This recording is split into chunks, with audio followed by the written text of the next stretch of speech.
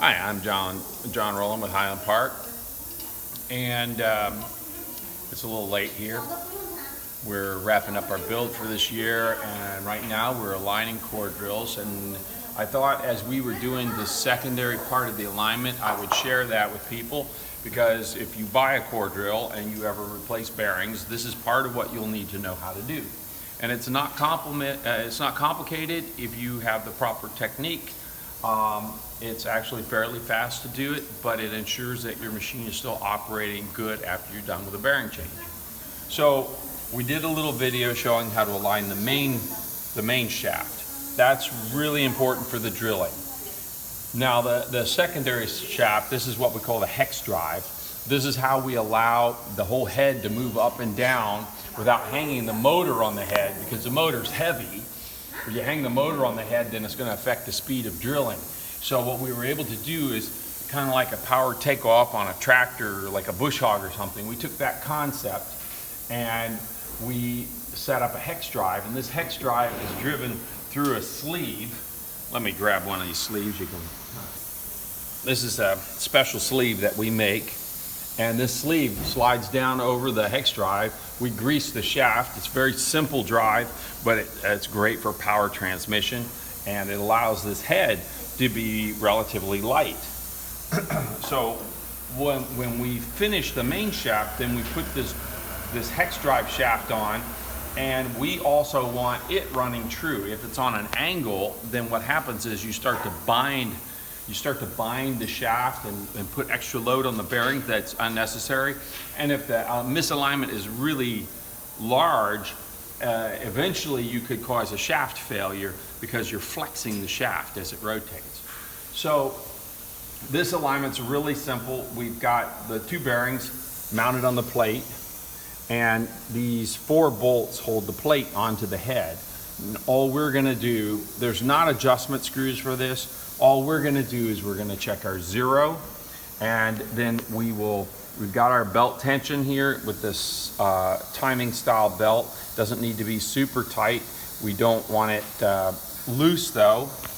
So we adjust that tension, we eyeball the shaft so we have it as close as possible, and now we're gonna stroke the head, and we've set 0 on the side of the shaft. We're gonna stroke the head back up and see what our run out looks like, you know, how much angle we have on that shaft. You may want to run this. You might be more precise at it than me.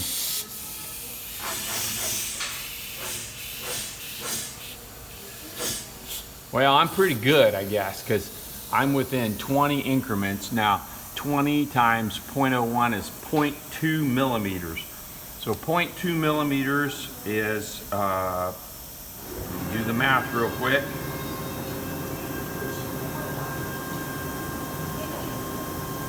That's 7/1000ths of an inch. So that's the thickness of 2 human hairs.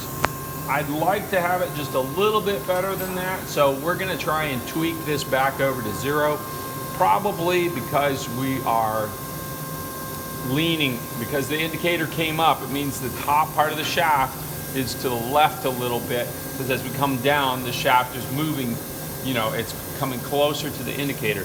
So I think if we loosen this bolt and we pry here just a little bit, we can pull into 0.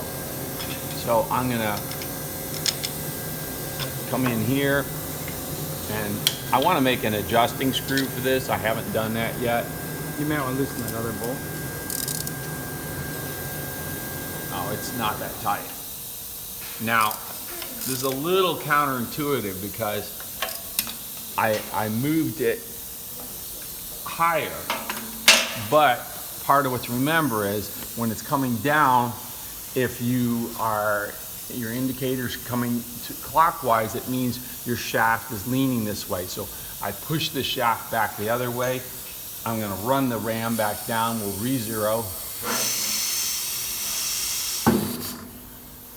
Now I wanna get up off the bottom. It's less important when you're doing a secondary shaft, but I like to be a little bit off the bottom. Now I re-0. Now I'm gonna come up and see where we're at. Wow, That's right on. we couldn't do any better than that, could we? 0 to 0. Now I want to come back here. I'm going to tighten all these other bolts. Now on these, they're into aluminum casting, so you don't go crazy on this particular head. You get them down. I got a lot of thread engagement, so they're pretty good. And we'll just watch and make sure our belt tension's still nice. So, and the bearings, I already tightened those up, so we're done. That's how you do it.